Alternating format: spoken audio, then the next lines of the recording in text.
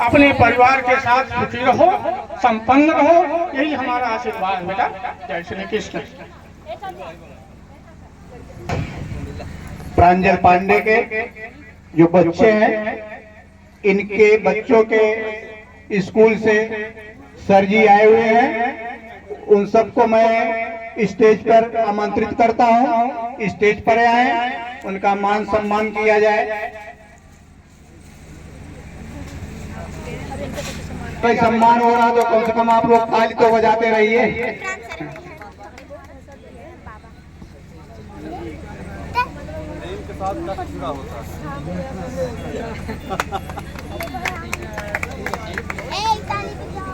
आप लोग ताली से सम्मान करिए, ताली बजाइए।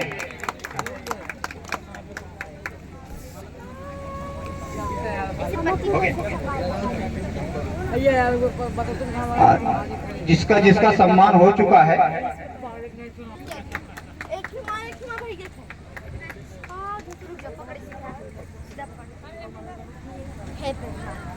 हम माननीय संतोष जी को कहना चाहता हूं कि उनको कुछ जिम्मेदारी मिली थी, शायद वो अपनी जिम्मेदारी को भूल गए, स्टेज से ही गायब हैं।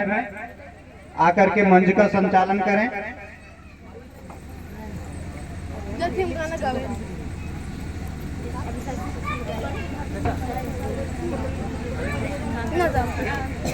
कृपया वो अपना स्थान ग्रहण कर लें। स्टेज के कुसुम कुसुम आप बाद में वीडियो बनाए तो बहुत अच्छा होगा।